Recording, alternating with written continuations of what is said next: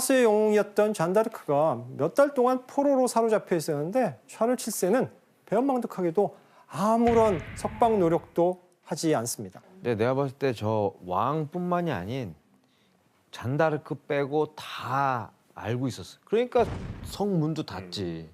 내 자리보다 너무 신격화되면 그렇지. 맞아. 질투했구나. 질투한 거야. 근데 왜 그런 이유인 건가요? 첫 번째는 정치적인 입장입니다. 정치란 게 좀 그렇잖아요. 당시 샤를 7세는 잉글랜드와 동맹하고 있던 부르고뉴파와 다시 화해하기 위해서, 즉 부르고뉴파를 끌어들이기 위해서 협상을 진행 중이었습니다. 하지만 잔다르크의 입장에서는 침략자인 잉글랜드나 그들과 손을 잡은 부르고뉴나 다 똑같은 적이었습니다. 그러다 보니 잔다르크의 이러한 강경한 태도가 샤를 7세에게는 눈에 거슬렸던 겁니다. 즉 잔다르크가 너무 성가신 존재가 되어버렸습니다. 그러니 잔다르크에게 더 이상 의존하지 않고 자신의 정치적인 계산대로 움직이려 했던 것이다 라는 추측입니다. 또 다른 추측은 질투죠. 질투에서 이제 시작은 질투겠죠. 질투일 것 같아, 질투. 샤를 7세는 이제 왕세자 때부터 정통성을 의심받던 왕이었잖아요.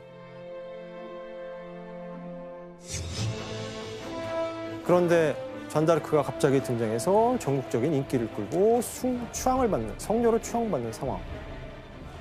아마 자기보다 더 인기가 많은, 더 많은 사람의 숭배를 받는 존재가 그리 달가워 보이지는 않았을 것이다 라고 추측을 해봅니다.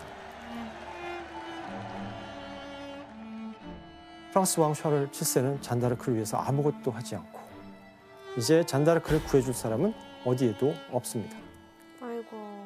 자, 이렇게 잔다르크가 포로로 잡혔다는 소식을 들은 잉글랜드는 어떻게 움직였을까요? 당연히 잉글랜드 왕은 자신들에게 적극적으로 협력하던, 즉 부르고뉴파에게 우리가 몸값을 지불하니 잔다르크를 넘겨라 라고 제안하게 됩니다.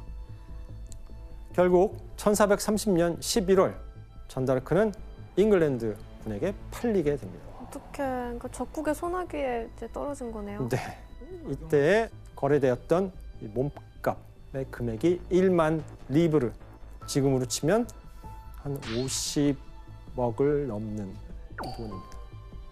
엄청난 돈을 줬죠? 이 돈을 주고 잉글랜드는 부르고뉴파로부터 잔다르크의 신병을 사게 됩니다.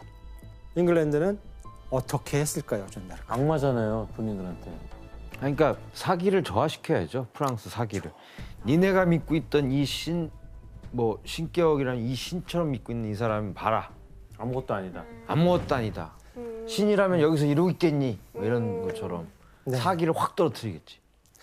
프랑스인들에게 성녀로 인정받던 잔을 이제 악마의 추종자로 만들기 위해서 그녀를 교회에 넘겨 이단 재판을 받게 합니다.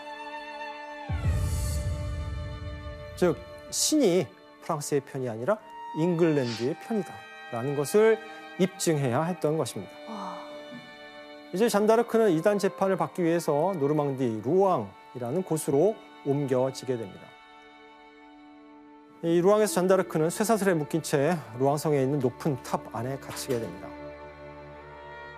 실루엣 씨, 그 잔다르크에게 어떤 대우도 아무것도 안 해줬을 것 같은데 어땠어요, 저 때? 근데 저 때 잔다르크가 너무 힘들었대요. 물 한 바가지에다가 젤을 타서 그거를 줬다고 하더라고요. 젤을 타서 그거를 줬다고 젤을? 하더라고요. 네. 쟤는 왜 타? 네. 뭐 이렇게 그게 이제 죗값이라고 회개하는 값이라고 이제 얘기하면서 그거를 이제 밥으로 줬다고. 자, 모든 것이 잔다르크에게는 불리하게 돌아갑니다. 그럴 수밖에 없었죠. 신문관들은 잔다르크를 작정하고 이단으로 만들고자 했고 몰아붙입니다. 결국 이 재판에서는 피고 스스로 자신이 이단이나 마녀가 아니라는 사실을 입증해야만 했습니다. 그래서 잔다르크는 무려 5개월에 걸쳐서 29번에 넘는 신문을 당하게 됩니다. 당시에 이 재판 기록이 담긴 필사본 기록이 남아 있는데 한번 사진으로 볼까요? 우와. 처음에는 이제 중세 불어로 기록했고 나중엔 공식적으로 발표하기 위해서 그걸 라틴어로 번역했다라고 하는데 한 630쪽에 달하는 재판 기록인데 이 재판 기록엔 잔다르크의 재판도 남아 있고 그 이후의 기록까지 이렇게 있는 재판 기록입니다. 신문 과정에서 이제 수십 명의 성직자와 법학자들이 매일 서너 시간씩 온갖 철학적이고 신학적으로 어려운 질문들, 복잡한 질문들을 던지게 됩니다.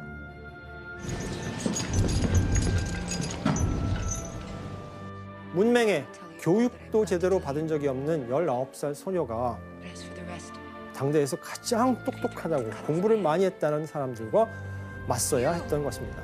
Claim to be my judges. You be careful. 하지만 잔다르크는 매우 당당한 태도로 이들에 잘 맞서 싸웠다라고 전해져 옵니다.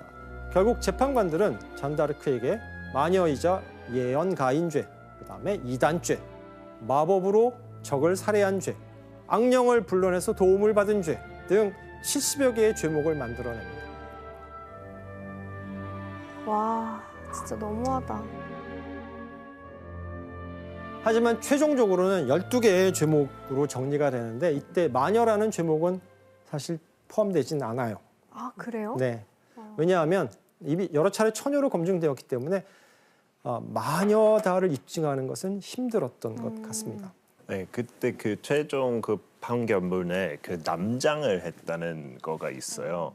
그때 당시에 지금 이해하기 힘든 게 여자가 남자 옷 입고 다니는 것도 죄악이었어요. 그 뭐 성경책에서 나온 거죠. 신의 그 섭리를 위반했다는 거, 어기는 거죠.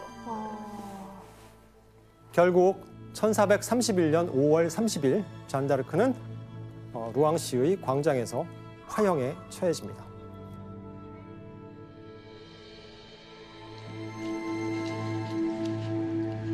아침 일찍 광장에는 화형대가 높이 세워집니다. 왜? 많은 사람이 봐야 하니까. 그리고 잔다르크는 화형대에 묶이고 판결문이 낭독됩니다. Finally, and that you are a child of superstition, a wanderer from the faith, an invoker of demons, an idolater, and a heretic. 화형대에 불을 붙이게 됩니다.